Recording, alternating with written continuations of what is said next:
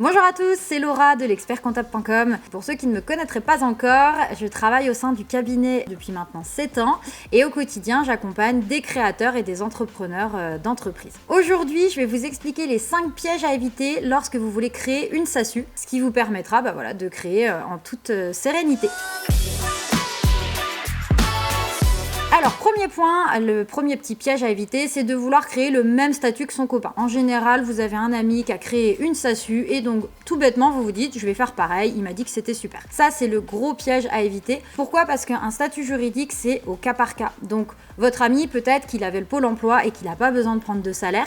Sauf que vous, si vous avez besoin de prendre du salaire, la SASU, c'est pas forcément recommandé, ça va vous coûter beaucoup plus cher. Donc premier conseil, ne jamais se fier aux autres ou sur internet, c'est le même principe. Il faut vraiment faire appel à un expert et décider avec vous qu'est-ce qui est le plus intéressant pour votre cas. Deuxième piège à éviter, vouloir mettre un capital trop faible. On le sait, la limite, le minimum à verser, c'est capital de 1 euro. Mais 1 euro, c'est pas forcément très rassurant. Le capital, c'est l'image que vous donnez à vos tiers, donc vos clients, vos fournisseurs. Et 1 euro, c'est le montant que vous risquez de perdre si ça fonctionne pas. Donc vos clients risquent de se dire: ouh là là, il a mis 1 euro, je pense qu'il est pas trop serein, il pense que peut-être sa société ne va pas fonctionner. Donc selon votre activité, il faut vraiment voir ce qui se fait sur le marché, mais nous, on accompagne essentiellement des freelances et souvent 1000 euros, c'est un peu le montant passe-partout. Donc là encore, c'est du cas par cas, mais je vous recommande de ne pas mettre un montant trop faible.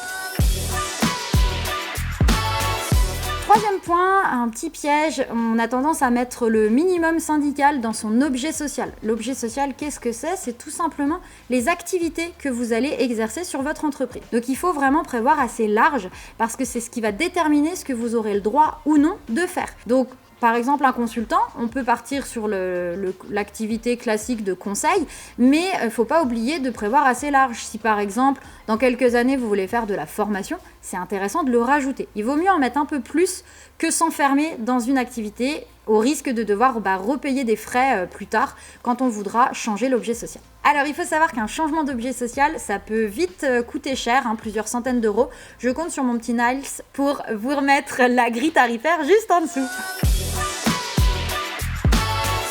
Quatrième point, faites bien attention quand vous voulez créer votre société. Si on arrive à la fin de l'année, il y a un petit piège à éviter, c'est que vous connaissez peut-être la cotisation foncière des entreprises et en fait vous êtes exonéré la première année. Donc c'est plutôt dommage de se précipiter et de créer sa société sur le mois de décembre par exemple, alors que si vous aviez attendu le mois de janvier, vous étiez exonéré 1 an complet de CFE. La première année, on est exonéré 1 an. Donc c'est dommage de créer par exemple le 15 décembre, vous allez être exonéré de CFE pour 15 jours, et du coup l'année d'après vous allez payer. Alors que là, si on attend janvier, du coup vous êtes exonéré toute l'année et vous aurez à payer cette CFE que dans 24 mois. Donc voilà, ça peut valoir le coup de se renseigner là-dessus. La CFE, c'est un exemple, mais il faut savoir aussi que chaque année, au mois de janvier, il y a parfois des nouveaux taux au niveau de l'impôt sur les sociétés. Donc voilà, ça serait dommage de passer à côté si, bien sûr, il n'y a aucune urgence et que vous pouvez tenir un petit mois pour créer votre structure. Donc bien se renseigner là-dessus avant de créer trop vite.